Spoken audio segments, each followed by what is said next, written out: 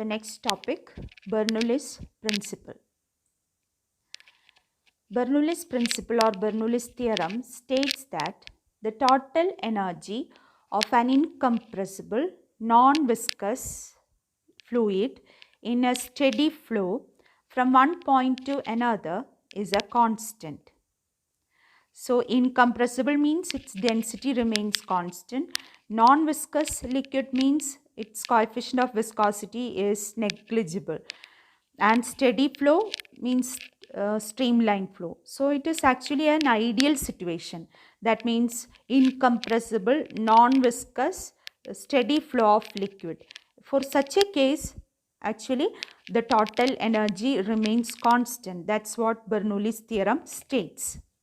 And we can say that this Bernoulli's theorem is a form of law of conservation of energy.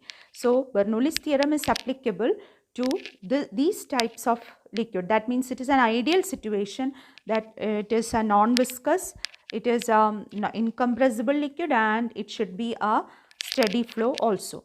So, applicability of Bernoulli's theorem says that the fluids must be non-viscous and they must be incompressible, and the law does not hold for non-steady or turbulent flow of liquid because velocity and pressure constantly changes with time.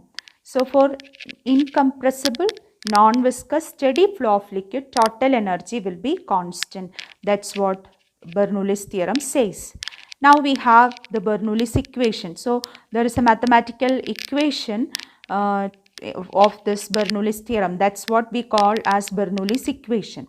So, it is a general expression that relates pressure difference between 2 points in a pipe to both velocity changes and elevation changes. Elevation changes means height difference. Okay, so these things are related with the help of Bernoulli's equation. And what is that Bernoulli's equation? Bernoulli's equation is this, that is P plus half rho V square plus rho GH is equal to a constant. That means for a steady flow of non-viscous incompressible liquid, we can write P plus half rho V square plus rho GH is equal to a constant, where rho is the density of the fluid, V is the speed, and P is the pressure.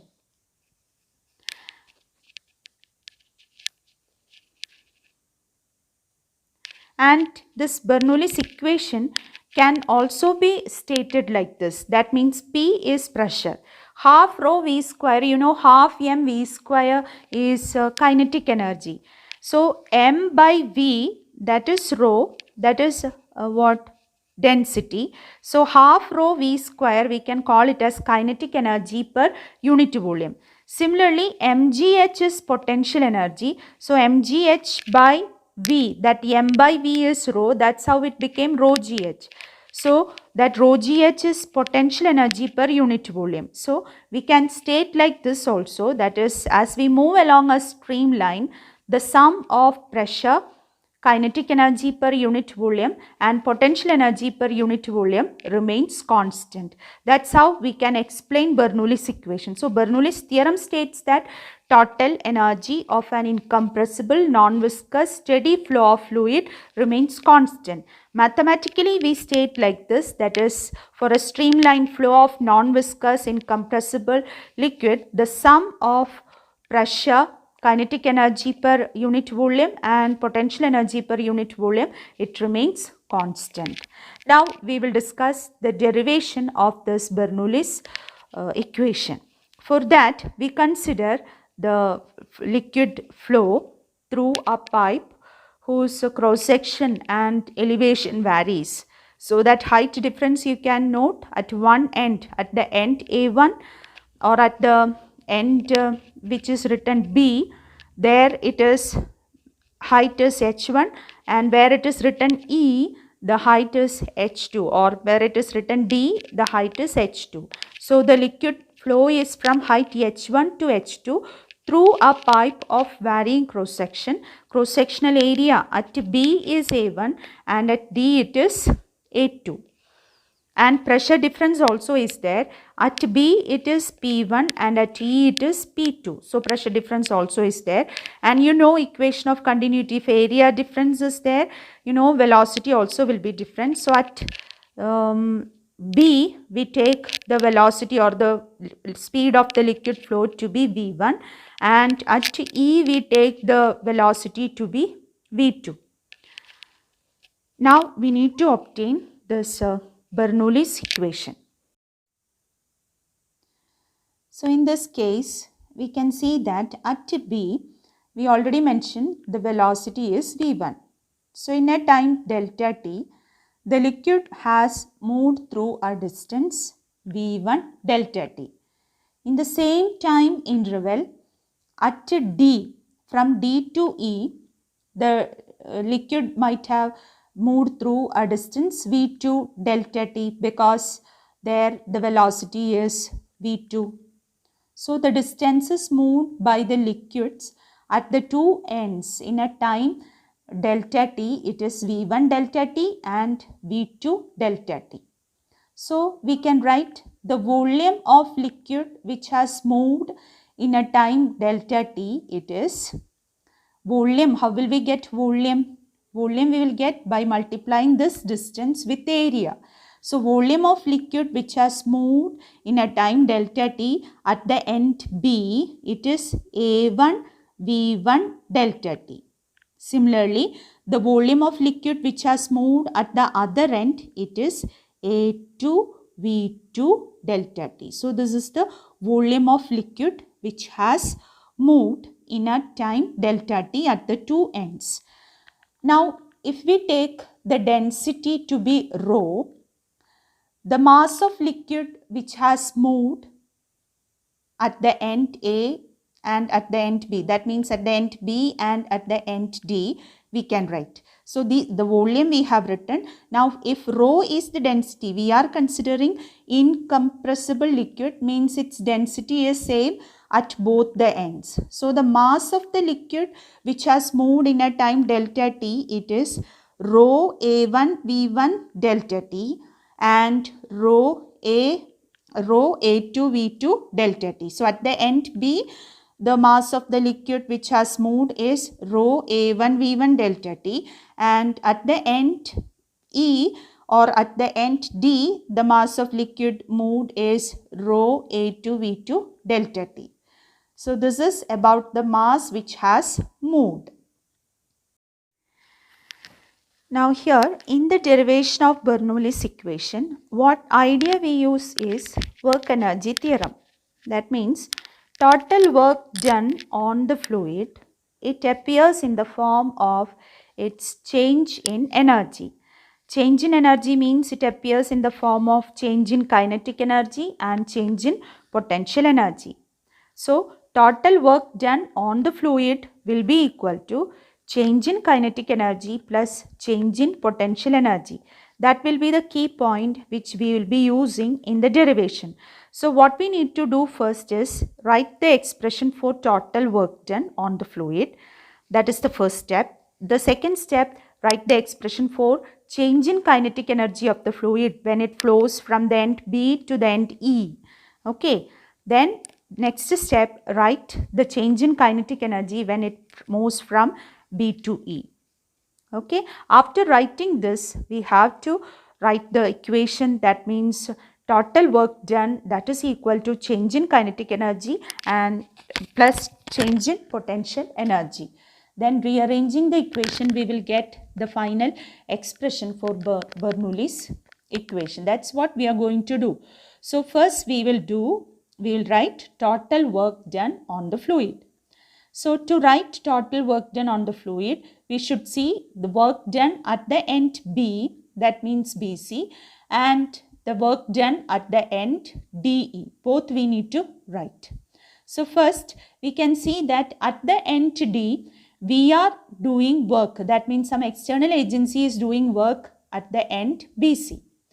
But at the end DE, actually the liquid is going out. So actually it is doing. Okay, liquid is doing work. So we can write like that. At the end BC, work done on the fluid is You know the expression for work done is force into displacement. What is force? At the end BC, we wrote the pressure is P1 and area is A1. So force becomes P1 into A1. Then distance moved by the fluid is V1 delta T, or the displacement is V1 delta T. So work done is simply force into displacement. So we have P1 A1 V1 delta T. And we are simplifying it as P delta V. You know what? A V1 delta T. Area into that V1 delta T is the distance through which the fluid moves. So as we discussed earlier, A1 V1 delta T is the volume of liquid displaced. So we have P1 delta V. W1 is P1 delta V. Now same way we write work done by the fluid. So at the end it is going out, no. So it is work done by the fluid. So in the same way we need to write force into displacement. There the force is P2A2 and the displacement is V2 delta T. So we have the work done as P2A2 V2 delta T, and here we have A2 V2 delta T, and we write it as delta V. Why we write same delta V in the two equation? You see, A1 V1 delta T, A2 V2 delta T. We are considering the flow of liquid in compressible, non-viscous, steady flow of liquid. We have already discussed equation of continuity by which we have A1 V1 is equal to A2 V2. So A1 V1 equal to A2 V2 means A1 V1 delta T will be the same as A2 V2 delta T. So what I mean is A1 V1 is equal to A2 V2. That follows from equation of continuity. Now if we multiply by delta T, that's what we write as delta V. That is why we write delta V itself in the two equations. There is no change, no need of writing delta V1 and delta V2. That will be same. So that is how we have W1 equal to P1 delta V and W2 equal to P2 delta V.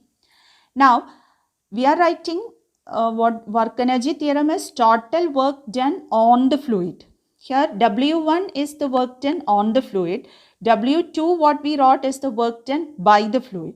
So when we write work done on the fluid at the end dE, that work done is to be written as negative.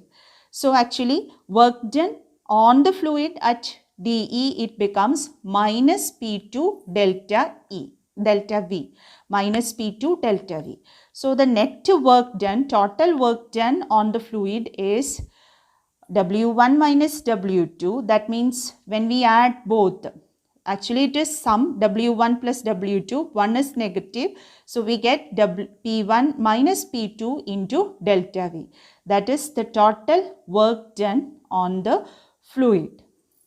So one part we got. So a part of this work will be used to change the kinetic energy and the another part will be used to change the potential energy. So we will write the expression for change in potential energy. Now, if the density of the fluid is rho, the mass of fluid passing through the pipe in a time delta T at the end BC, it is rho A1 V1 delta T. This we have already discussed. And A1 V1 delta T, we wrote it as delta V. So that mass it becomes rho delta V. So the potential energy at height H1, we can write it as, potential energy, the expression is mgh. So at the end BC, we have already shown in the diagram, the height is H1. So it is mgh1. But there the mass is rho delta V. So we substitute for mass as rho delta V. So our equation becomes rho gh1 delta V. And potential energy at height H2, In the same way we need to write. Okay. So here also that mass, the expression will be rho delta V, because we'll have rho A2 V2 delta T. A2 V2 delta T is the same as delta V. So there also that mass has the same expression. So the potential energy, it becomes rho GH2 delta V. We used the same equation mgh. There the height is h2. At the end B, not B, DE, the height is h2. Okay, so we have U2 equal to rho g h2 delta V. So what will be the change in potential energy? Final potential energy minus initial potential energy. So we have rho g delta V into H2 minus H1. So that is the second step. We completed the second step. Now coming to the third step, change in kinetic energy we need to write. You know the expression for kinetic energy, it is half mv square. So at the end BC it will be half mv1 square. At the end DE it will be half mv2 square. There we need to substitute for m. What we need to substitute for m? That is rho delta V. Okay. So we have K1 kinetic energy at the end BC, it is K1, that is half rho delta V V1 square. Similarly, kinetic energy at the end DE, it is K2 half rho delta V into V2 square. So we can write the change in kinetic energy as delta K equal to half rho delta V into V2 square minus V1 square. So here also final kinetic energy minus initial kinetic energy. So we wrote 3 steps. That means we found total work done on the fluid. We found change in potential energy of the fluid. We found change in kinetic energy of the fluid. Now we need to apply work energy theorem. So by work energy theorem, total work done will be equal to the sum of changes in energy. So we have work done, it is P1 minus P2 into delta V, work done on the fluid, that is equal to change in kinetic energy plus change in potential energy. So half rho delta V into V2 square minus V1 square plus rho g delta V into H2 minus H1. So delta V on either side get cancelled, or we can divide the whole equation with the delta V. Both ways you can do. So anyway, we have P1 minus P2 equal to half rho into V2 square minus V1 square plus rho g into H2 minus H1. Now what we need to do is just expand the bracket.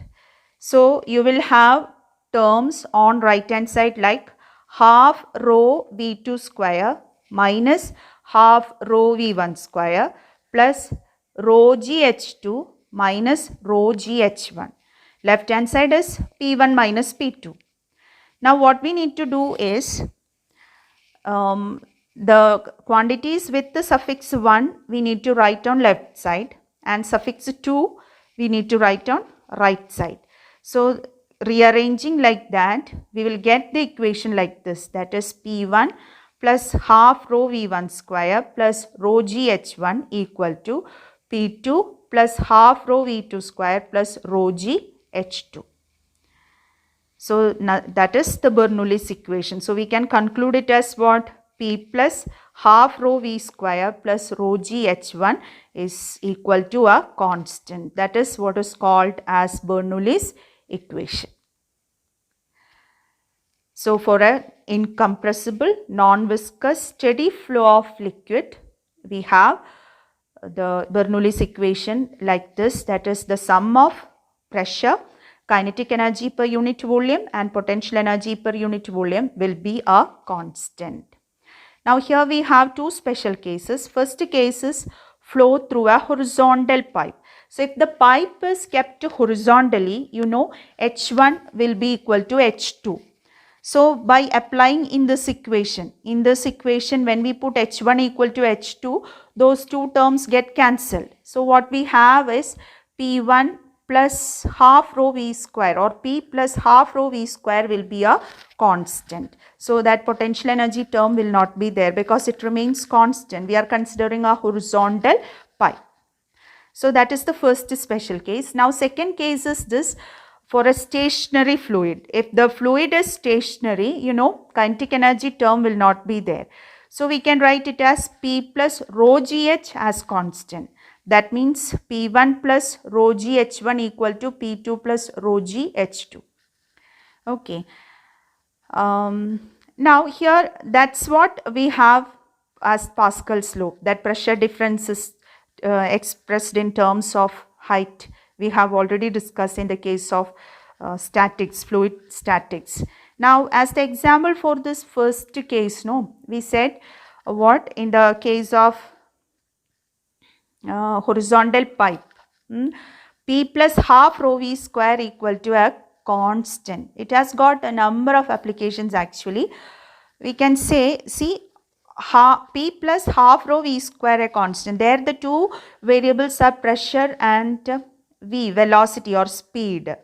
So where the pressure is more, where the pressure is more, the speed will be, there sum should be a constant. So when pressure increases, the speed should decrease. Or when the pressure, where the speed is more, the pressure will decrease. So if the fluid is moving very fast, at some point if the fluid is moving very fast, rushing through, air is rushing through, there the pressure will be less. It is a very important point. We have a number of applications based on that. So here pressure and speed of the fluid are inversely related. That's what. P plus half rho v square should be a constant. So when P increases, that half rho v square term should decrease. That is possible only if V decreases. So where speed is more, pressure will be less, and vice versa we can say. Where the speed is less, pressure will be more. Okay, so that inverse relation we have to discuss further on it. We will be discussing applications on this Bernoulli's equation. A number of applications are there that we will be doing in the next session. So only this much for today. Thank you.